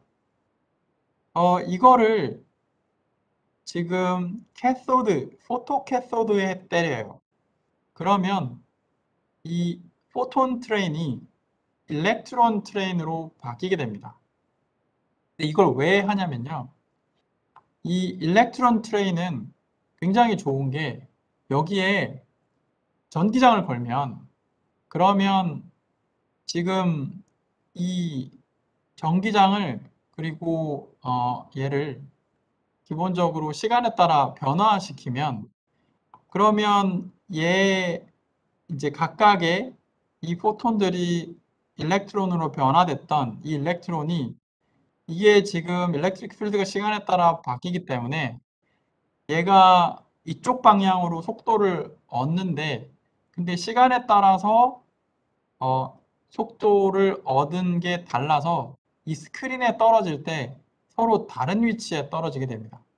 그러니까 공간상에 떨어진 위치가 다른 거를 시간으로 읽어서요. 그래서 이 방법을 통해서 이 포톤 트레인의 인텐시티 변화를 굉장히 세밀하게 읽을 수 있고요. 이 방법으로 피코초 수준까지 굉장히 빠르게 포톤이 바뀌는 거를 잡아낼 수가 있습니다. 그래서 이제 이거는 사실 스틸 카메라로 측정한 건 아니지만 이제 예시를 가령 보여드리자면 그러면 이제 레이저가 빵 와서 그 0피코초에 때려요. 그래서 이렇게 하다가 푹 세지죠. 그러다가 점점 약해지는 게 보입니다. 그죠? 그래서 이 시간과 그다음에 이 PL의 인텐시티를 기록을 할 수 있으면 그러면 이렇게 하다가 빵 세지고 이게 레이저가 맞은 순간이거든요. 그러면서 점점 어두워지는 게 보이죠. 그래서 이 굉장히 빠른 카메라를 사용을 하면 그러면 이 디케이를 측정을 할 수 있고 이 디케이는 이제 뭐 굉장히 복잡한 함수의 형태로 떨어질 때도 있지만 많은 경우 이 익스포넨셜 펑션 그 중에서도 싱글 익스포넨셜 펑션으로 떨어지게 됩니다. 이 타우가 결국에 우리가 알고 싶은 값이에요. 이 타우가 이 일렉트론이 어떤 인터랙션을 하면서 머티리얼에서 릴렉세이션을 하는지에 대한 굉장히 중요한 정보를 전달해 주게 되고요. 이 수치를 직접 측정함으로써 굉장히 좋은 그런 연구를 할 수 있게 되죠. 근데 이제 다른 방법은요. 이거를 플래시를 2개를 사용하는 겁니다. 여러분들 빛을 비추면 트랜스미션이나 리플렉션을 측정하면서 제가 일라스틱 프로세스 설명할 때 그래핀의 경우에 파울리 블러킹 같은 그런 원리를 사용을 하면 캐리어가 들어가면 빛의 인텐시티 흡수가 줄어들잖아요. 그러니까 투과가 더 잘 돼요. 그 원리를 사용을 하면 그러면 가령 제가 플래시를 비춰서 일렉트론을 순식간에 컨덕션 밴드로 올립니다. 그러면 밴드갭에 해당하는 빛의 흡수는 파울리 블러킹 원리 때문에 빛의 흡수가 줄어들게 되고 결과적으로 빛의 그 순간만큼은 빛의 트랜스미션이 커지게 돼요. 근데 일렉트론이 릴렉세이션을 점점 하면서 다시 흡수가 원래대로 세지게 되죠. 그 경향을 플래시 2개로 측정을 할 수가 있습니다. 하나의 플래시는 캐리어를 컨덕션 밴드로 올려주는 역할을 할 수 있고요. 다른 플래시는 이 플래시와 시간차를 두면서 이 파란색 플래시가 오기 전에 만약에 오기 전에 오게 되면 캐리어가 만들어지기 전에 플래시가 흡수가 어떻지 보는 거니까 아무 변화가 없을 거고요. 캐리어가 많이 생성된 후에 그 순간 플래시를 비추게 되면 흡수가 어마어마하게 많이 퀀칭이 된 걸 볼 수 있을 겁니다. 근데 더 딜레이를 줘서 2개의 플래시의 딜레이를 좀 더 늦춰서 일렉트론 홀이 제너레이션 된 좀 시간이 지난 다음에 샘플을 봐라 라고 하면 캐리어가 어느 정도 릴렉스 된 상태를 볼 거고요. 그러고 더 떨어지면 더 릴렉세이션 된 상태, 더 떨어지면 이제 아예 모두가 릴렉션된 상태를 보게 될 겁니다. 그거를 실험적으로는 어떻게 할 수 있냐? 이렇게 할 수 있습니다. 이 두 개의 플래시를 옵티컬 테이블에서는 다른 경로로 간 다음에 샘플에서 합쳐요. 근데 지금 이 한쪽 경로는 스테이지가 움직입니다. 시간에 따라. 그러니까 이 펄스 딜레이가 길면 당연히 샘플에 떨어질 때까지 걸리는 시간이 더 걸리겠죠. 딜레이가 짧아지면 샘플에 심지어는 파란색보다 더 빨리 도착할 수도 있어요. 그러니까 경로차가 하나도 없으면 동시에 떨어지고 빨간색의 경로가 파란색보다 더 짧으면 샘플에 더 빨리 떨어지고 경로가 엄청 길면 파란색이 떨어진 한참 뒤에 떨어지게 될 겁니다. 이런 식으로 두 개의 펄스를 사용을 하면 이거 펌프 프로브 스펙트로스코피라고 하는데요. 이런 실험 방법을 사용을 하면 그러면 굉장히 효과적으로 이 머티리얼의 다이내믹스를 측정을 할 수 있습니다. 네, 이거를 이용을 해서 실험을 한 대표적인 사례를 제가 몇 개 보여드리자면요. 그래서 이 TMD 세미컨덕터를 두 개를 합치면 그러면 둘 다 세미컨덕터고 다이렉트 밴드갭 세미컨덕터고 한데 이게 MOS2, WS2 이런 걸 합치면 타입 2 헤테로 정션이란 걸 만들게 됩니다. 무슨 말이냐면 컨덕션 밴드 미니멈은 MOS2에 밸런스 밴드 맥시멈은 텅스텐 다이설파이드에 있습니다. 이런 정션을 이루고 있게 되면 일렉트론 홀 페어를 가령 MOS2에 만들어도 일렉트론은 여기에 있고 싶어 할 텐데 홀은 이쪽으로 가고 싶어 할 겁니다. 왜냐하면 밸런스 밴드 입장에서는 여기가 에너제티컬하게 홀 입장에서는 여기가 제일 미니멈이거든요. 이렇게 트랜스퍼 되는 현상이 일어날 것 같은데 근데 얼마나 빨리 일어날지가 이슈예요. 눈치가 빠른 학생들은 알아챘겠지만 사실은 이게 솔라셀의 기본 원리입니다. 어떤 정션에서 일렉트론 홀이 세퍼레이션 되는 그래서 커런트를 흘리는 그게 솔라셀이죠. 그래서 솔라셀에서는 이 차지 트랜스퍼 혹은 차지 세퍼레이션이 빠르면 빠를수록 좋은 솔라셀이 됩니다. 그러니까 이 트랜스퍼 타임을 측정하는 건 굉장히 중요한 이슈이고요.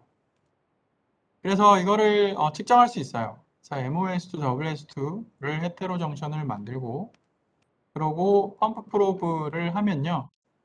펌프를 일단 비춰요. 근데 MOS2하고 WS2하고 흡수 스펙트럼이 다릅니다. MOS2가 밴드갭이 작아요. WS2는 밴드갭이 크고요. 그러니까 MOS2 밴드갭에 맞춰서 펌프를 때리고 플래시를 한번 때리고 일렉트론 홀이 MOS2에 만들어집니다. WS2는 밴드갭이 크기 때문에 일렉트론 홀 페어를 지금 이 플래시로 만들 수는 없습니다.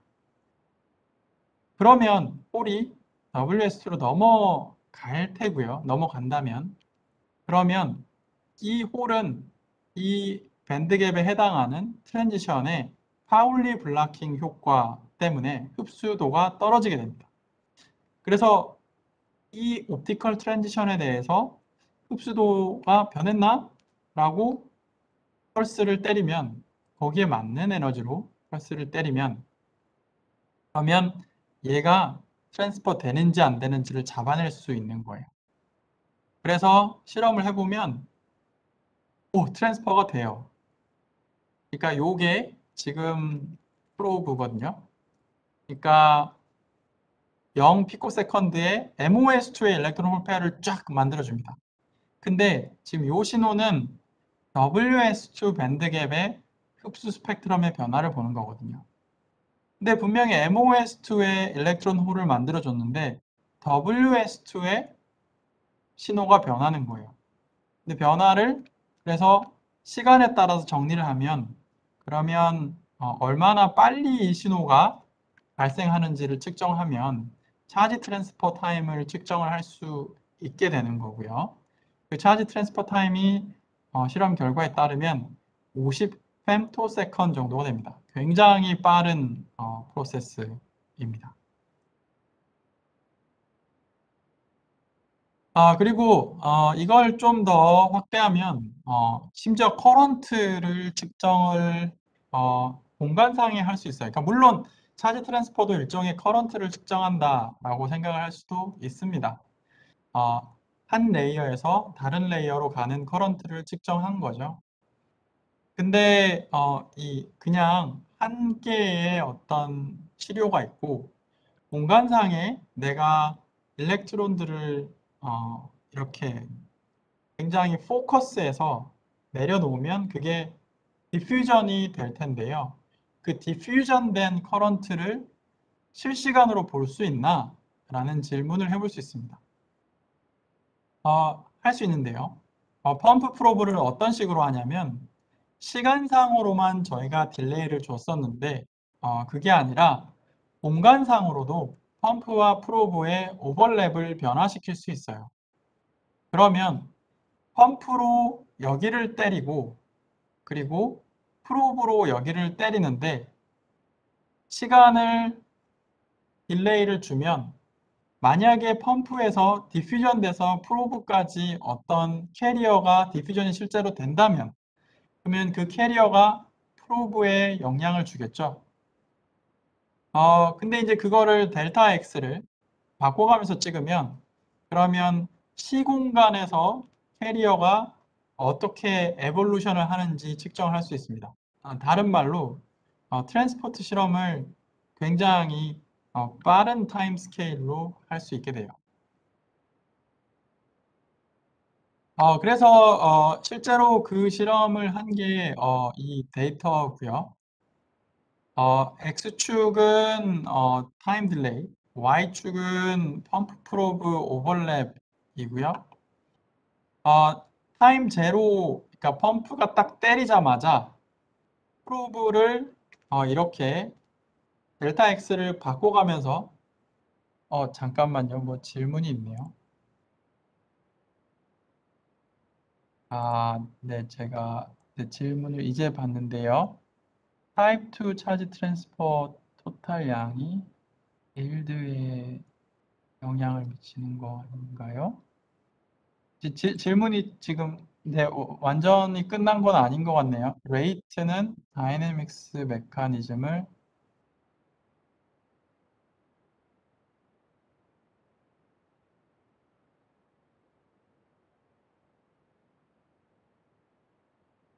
네, 질문 남겨주세요. 일단 제가 설명할게요. 이 부분은.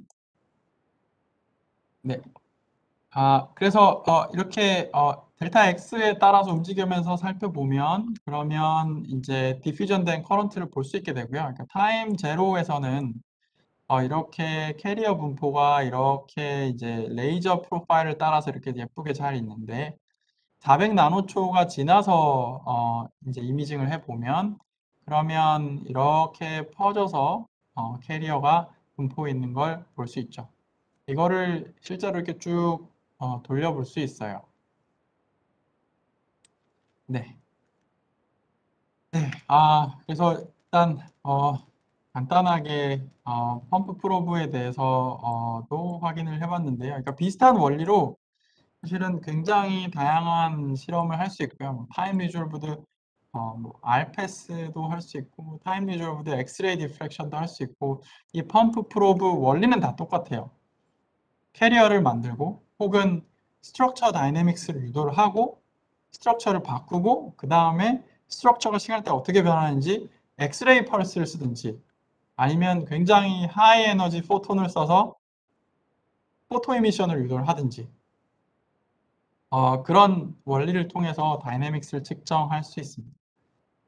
잠깐만요. 그래서 이유주 학생 질문을 제가 보면 레이트는 다이내믹스의 메커니즘을 규명할 때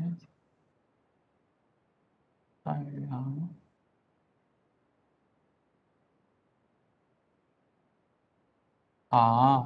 그 토탈 양이 많으면요. 일두에 그러니까 이 레이트 자체가 캐리어가 정말 많으면 그러면 레이트가 사실은 어떤 메커니즘에 의해서 결정이 된다기보다는 이야기한 것처럼 다이내믹스 캐리어 양이 이제 그 레이트를 바꿀 수 있어요.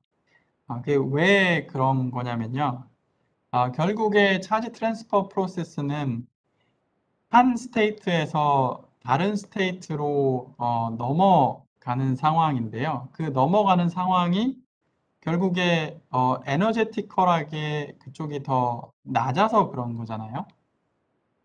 근데 캐리어가 너무 많게 되면 그러면 이게 캐리어가 넘어가면서 거꾸로 얘가 일렉트로스태틱한 포텐셜을 반대로 형성하겠죠. 이게 여러분들 PN 정션에서 밴드가 휘는 원리하고 똑같습니다. 케미컬 포텐셜 얼라인을 하면서 백큐ම් 레벨이 휘잖아요. 물론 그런 정도로 많이 트랜스퍼를 하면 레이시 이제 어떤 메커니즘 자체보다는 캐리어 타입의 캐리어의 덴시티에 영향을 분명히 받지만 그런 이슈는 펌프의 인텐시티를 컨트롤하면서 레이시 어떻게 바뀌는지 관찰을 하면 그런 건 다 제거할 수 있습니다. 그러니까 캐리어가 작은 수준에서 캐리어 덴시티가 작은 수준에서 트랜스퍼가 어떻게 하는지 확인을 하면 그러면 그런 아티팩트는 다 제거할 수 있어요. 답이 됐나요?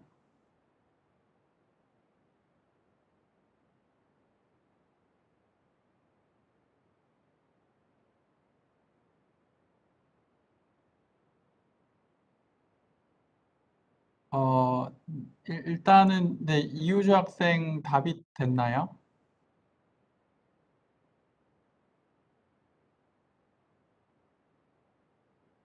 네, 알겠습니다. 네, 34번에서 네, 세컨 하모닉 제너레이션에서 레이저의 특성과 관계없이 특수하게 만들어진 크리스탈에 따라 결정된다고 생각했는데 네, 그러니까 둘 다예요. 레이저도 중요하고요. 크리스탈도 중요해요. 무슨 말이냐면요. 그냥 어떤 크리스탈에 그냥 빛을 그냥 되게 약한 빛을 비춘다고 해서 그 크리스탈이 세컨 하모닉 제너레이션을 할 수 있는 건 아니고요.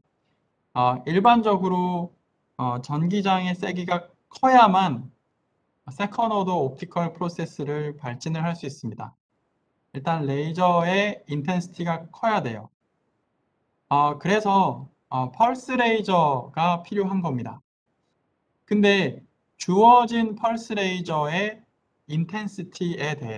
주어진 인텐시티에 대해서 어떤 크리스탈은 세컨 하모닉 제너레이션을 더 효율적으로 할 수도 있고 어떤 크리스탈은 잘 안 될 수도 있겠죠. 당연히 그 부분은 크리스탈의 구조가 어떻게 되는지에 따라서 결정이 될 거고요. 답은 둘 다가 해당이 됩니다. 근데 보통 그 CW 레이저에서 세컨 하모닉 제너레이션은 안 일어나는 건 아닌데요. 굉장히 센 파워를 사용을 해야 돼요. 그래서 보통 통상적으로는 이야기를 잘 안 합니다. 답이 됐을까요?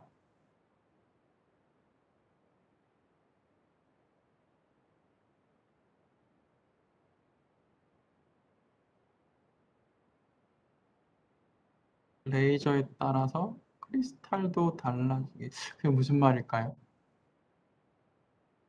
그러니까 어떤 크리스탈이 있고 그리고 레이저 인텐시티가 있고 두 개의 베리어블에 대해서 세컨 하모닉의 인텐시티는 둘 다에 의해서 결정이 돼요.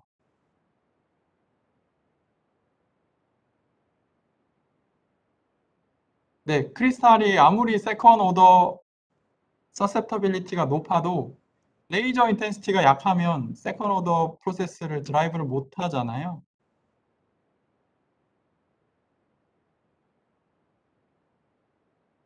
네. 가마 포인트 같은 경우에, 네. 일단은 가마 포인트는 Q가 0인 스테이트예요. 그건 혹시 이해를 했나요? 네. Q가 0인 스테이트잖아요. 그리고 이런 M 포인트는 Q가 어마어마하게 스테이트입니다. 그러니까 빛 입장에서는 네, 시메트릭한 포인트여서.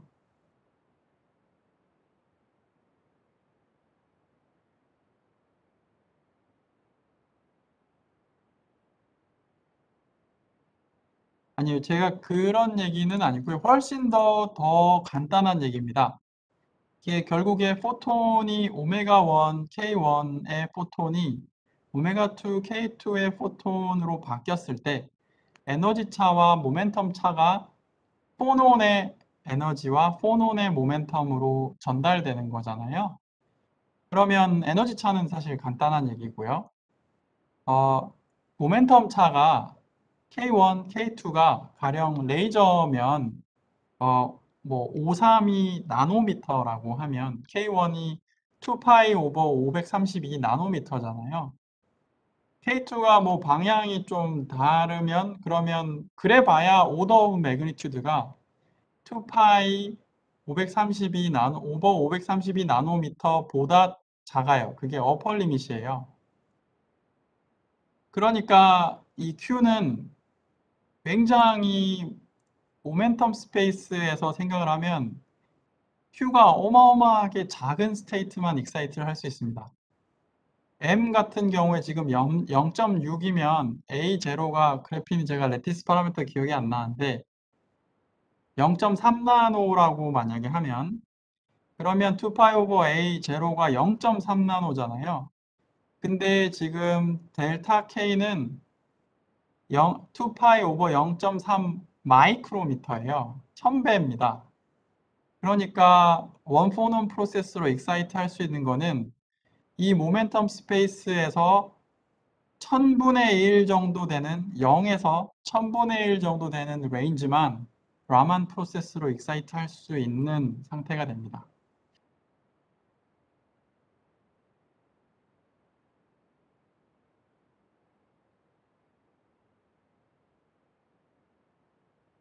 네, 알겠습니다. 네, 또 다른 질문 있을까요? 네, 짧게 하나 질문 하나만 하겠습니다. 네, 네, 펌프를 한 다음에 이제 뭐 프루브 한다 이런 개념으로 이해를 했는데요. 네, 그러면은 이제 되게 짧은 시간 안에서 이루어지는 다이내믹스를 보려면 펌프를 한 다음에 되게 짧은 시간 이후에 또 프루브를 해야 될 것 같은데, 네, 맞아요. 그거는 아까 뒤에서 설명하신 그 딜레이로 조정을 하는 것 같은데요. 맞아요, 맞아요, 맞아요. 그것도 혹시 뭐 femtosecon드 단위로 되는 건가요? 왜냐면은 뒤에서 네. 보니까 전부 다 뭐 나노세크 단위로 약간 사이즈가 큰 것 같아가지고요. 네, fem토초 단위로 됩니다. 네, 그게 사실 그러니까 그 피에조 스테이지 알죠? 네, 피에조 네네, 알고 있습니다. 스테이지 생각하면 사실은 지금 인류가 그 거리를 정말 정밀하게 컨트롤할 수 있는 수준이 막 거의 아톰 바이 아톰 찍을 수 있는 정도 수준까지 되거든요. 네네. 그래서 그러니까 딜레이를 이제 아까 그러니까 1나노초는 그러니까 이게 그 딜레이 스테이지가 이게 결국 왕복을 생각하면 이게 15cm, 15cm 하면 30cm 딜레이가 생기는 거거든요. 그 1나노초 딜레이를 줄 수 있게 되고요. 그리고 330cm, 0.3m, 그리고 0.3mm, 300 마이크로미터를 주게 되면 1피코초 딜레이를 줄 수 있는 거잖아요. 그거는 네네네. 처음이에요. 그러니까 피에조를 생각하면. 그러고 0.3mm가 아니라 0.3 마이크로, 300나노? 300나노도 사람들이 움직일 수 있어요. 그러니까 정말 좋은 스테이지는 1fem토 단위로 딜레이를 줄 수가 있습니다. 근데 그 정도까지 안 하는 이유가 일단은 다이내믹스 자체가 물론 그런 다이내믹스 굉장히 빠른 다이내믹스 있어요. 있는데 솔리드에서는 사람들이 많이 연구하는 다이내믹스는 10에서 100 fem토 수준입니다. 그러니까 딜레이 스테이지가 뭐 수십 마이크로미터 애큐러시로 컨트롤이 되는 거면 아무 문제가 없고요. 그래서 네, 네, 제가 이제 요것들은 좀 더 빠른 스캔이긴 한데, 근데 아까 나노초 같은 경우는, 근데 이걸 타임 리졸브드, 그러니까 패스트 카메라를 이용을 해서 하는 테크닉은 좀 느려요. 네, 얘네들은 카메라, 그러니까 지금 포토캐서드로 아무리 잘한다고 하지만 이것도 이제 문제가 있거든요. 그래서 뭐 이제 수 피코초 수준이 맥스입니다. 근데 이런 펌프 프로브 타입은 뭐 수 fem토 뭐도 할 수 있습니다. 네, 감사합니다. 요즘 그 네, 하나 살짝 또 궁금한 게 하나 있는데요. 예를 들어서 펌프를 한 다음에 프루브를 하는데 그 네, 프루브를 할 때 네. 펌프에 의한 결과인지 아니면은 프루브 그 자체에 의해 가지고 뭔가 스티뮬레이션 된 결과인지 그거를 구별을 하기가 쉽나요? 예, 굉장히 좋은 질문이에요. 네, 네, 예. 네. 뭐 펌프 프로브 실험을 하고 있어요? 아니, 아니면 저 과학 잘 몰라가지고. 근데 되게 좋은 질문입니다. 일단 그 락킨 앰플리파이어 혹시 아나요? 네, 저 STM 하고 있어가지고 락킨 알고 있습니다. 예, 예. 네, 그러면, 네. 락킨을 어떻게 거냐면요. 펌프를 모듈레이션을 해요. 그래서 펌프를 예를 들어서 1kHz로 언오프를, 그러니까 사실 보통 옵티컬 차퍼를 쓰거든요. 그러니까 네, 펌프 자체도 펄스 트레인이 들어가는데, 그거보다 더 긴 타임 스케일에서 껐다, 켰다, 껐다, 켰다 하는 모듈레이션을 1kHz로 걸어놔요. 또 이제 펌프 효과가, 근데 이제 신호는 프로브를 디텍션한 걸 락긴에 꼽아 놓습니다. 그러고 그러니까 프로브는 당연히 모듈레이션이 안 되고 있어야 돼요. 원래는. 그러니까 만약에 아무런 효과도 없었다면. 근데 이제 펌프 때문에 시료에 어떤 변화가 있다면, 펌프에 의한 신호가 있다면, 프로브의 신호가 1kHz로 모듈레이션이 되고 있어야 되잖아요. 네, 그런 네, 식으로 이제 펌프 효과를 일단 잡아내고요. 그리고 당연히 프로브의 인텐시티를 어떻게 쓰는지에 따라서 펌프 프로브 신호 자체가 바뀔 수가 있습니다. 당연히 바뀔 수 있어요. 그때는 어떻게 하냐면 제가 말씀드린 페이즈락 측정 스킴에서 프로브 파워를 점점 줄여요. 점점 줄여서 혹시 프로브의 인텐시티에 따라서 신호가 변하는 경향이 있는지 조사를 합니다. 그래서 만약에 있으면 프로브 에너지를 줄이면 줄일수록 뭔가 더 이해가 되는 형태로 데이터가 바뀌기 시작해요. 네, 어, 네. 네, 그런 식으로 실험을 하면 됩니다. 아, 네, 네, 알겠습니다. 네, 감사합니다. 네. 네, 네, 네, 좋은 질문. 네, 네, 다른 질문 있을까요? 네, 오늘이 마지막 수업이어가지고 제가 설명을 좀 친절하게 잘 못했는데도 굉장히 열심히 따라와줘서 고맙네요. 예. 그러면 여기까지 하겠습니다. 궁금한 게 생기면요, 그러니까 포스텍 여기 제 신소재공학과에 있으니까 이메일 주시고요. 얼마든지 디스커션 하면 좋을 것 같습니다. 네, 그 다음은 이제 이로 교수님께서 다음 주부터 수업을 하실 거고요. 슈퍼컨덕티비티 굉장히 재밌게 잘 들으면 좋을 것 같습니다. 네, 다음에 어딘가서 봅시다. 네, 감사합니다. 네, 감사합니다. 네.